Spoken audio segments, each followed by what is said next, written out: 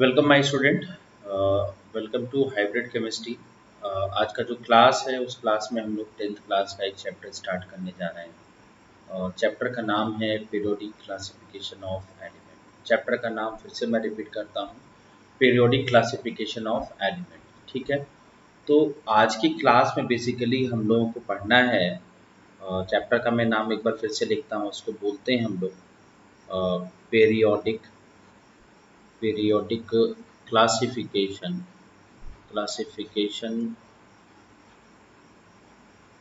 of elements। Basically एक बड़ा important issue ये है कि मैं अगर आपसे पूछूं कि नीड ऑफ पीरियोडिक क्लासिफिकेशन क्या है, तब नीड क्या है, नीड ऑफ, अगर मैं पीरियोडिक क्लासिफिकेशन की मैं बात करूं तो आपको इस बात का ध्यान होना चाहिए कि एलिमेंट को हमें क्लासिफिकेशन की ज़रूरत क्यों पड़ी। बेसिकली था क्या कि हम एक चीज़ जान सकते हैं कि भाई पासिस द टाइम, तो धीरे धीरे जैसे जैसे टाइम पास हुआ तो स्टार्टिंग में हमारे पास कुछ फ्यू एलिमेंट्स थे, उसके बाद इन एलिमेंट्स के नंबर्स बढ़ने लगे। तो हमें इंडिविजुअली किसी एलिमेंट के प्रॉपर्टीज को स्टडी करना एंड इसके मिलियंस ऑफ द कंपाउंड को स्टडी करने में डिफ़िकल्टीज हमें फेस करने पड़ा।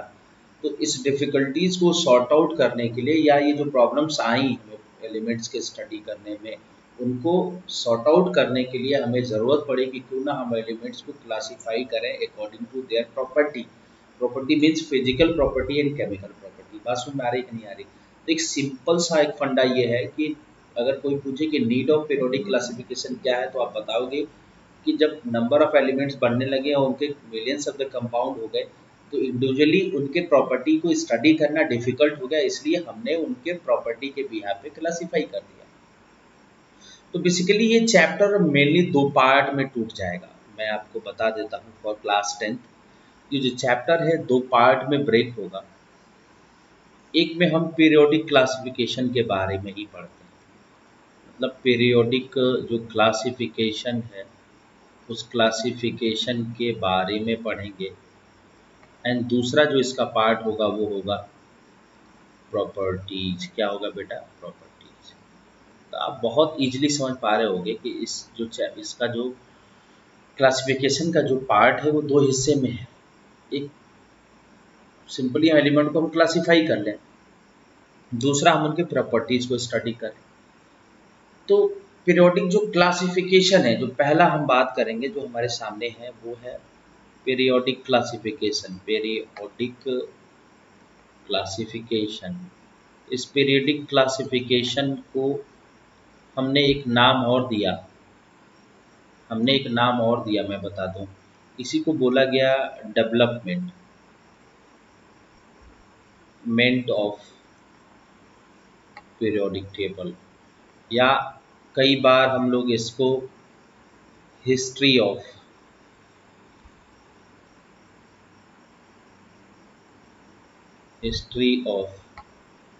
पीरियोडिक टेबल के नाम से भी जानते हैं।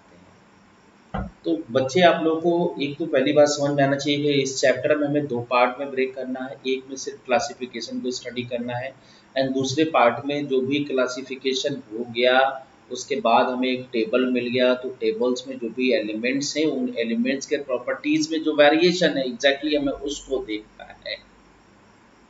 सबसे पहले मैं बात करूं कि डेवलपमेंट में क्या हमें सीखना है, तो सबसे पहले डेवलपमेंट को डिस्कस करने से पहले मेरा पहला प्रश्न आपके सामने यही होगा कि व्हाट इज पीरियोडिक टेबल, मतलब पीरियोडिक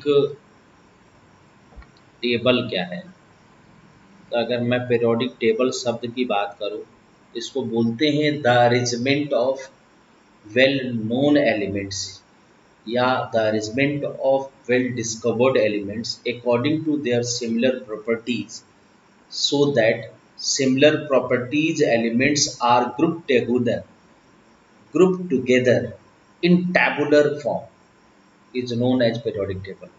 मतलब जितने भी एलिमेंट्स डिस्कवर्ड हैं या जो भी नोन एलिमेंट्स हैं, उनको हम कुछ इस तरह से अरेंज करें कि एक साथ सेम प्रॉपर्टी वाले एलिमेंट्स आ जाएं किसी टैबुलर फॉर्म में, तो उसको बोलते हैं periodic table. Tabular board basically आपने टैबलेट देखा होगा, आईपैड आए हैं, बहुत सारे गैजेट्स हैं इलेक्ट्रॉनिक्स। इनफैक्ट हम मोबाइल को भी देख सकते हैं कि एक टैबुलर फॉर्म, मतलब कुछ इस तरह का फॉर्मेट बन के आता है, तो इसको हम लोग बोलते हैं टेबल। समझ में आ गया कि नहीं आ गया? मुझे लगता है कि आपको कोई डाउट नहीं होगी इसमें। थोड़ा सा हम लोग आगे और बढ़ते हैं।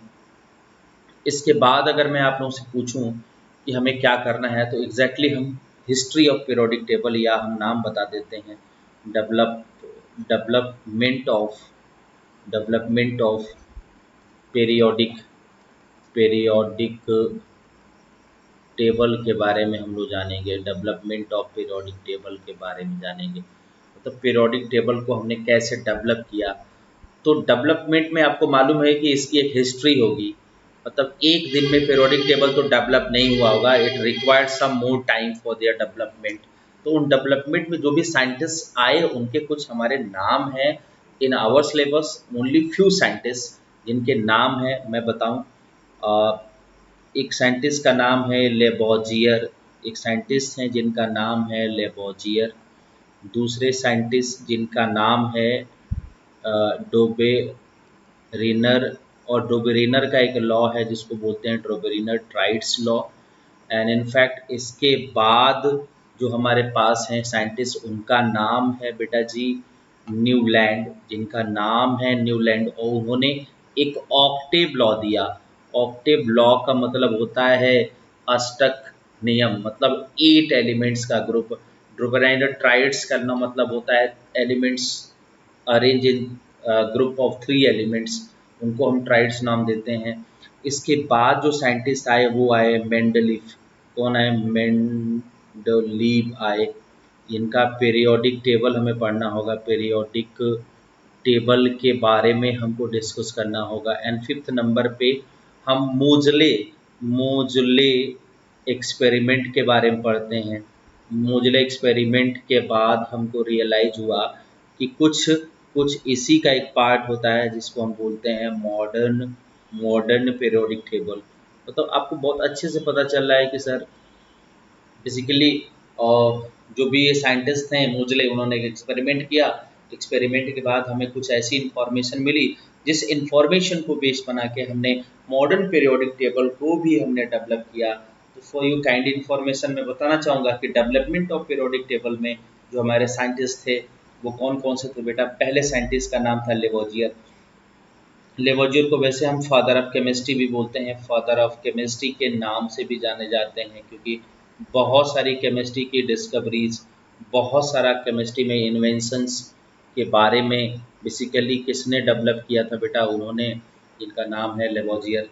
उसके बाद हमने डोबराइनर के ट्राइड्स लॉ पढ़ना है, फिर न्यूलैंड का ऑक्टेव लॉ पढ़ना है, देन मेंडलीफ का पीरियोडिक टेबल एंड मोजले एक्सपेरिमेंट।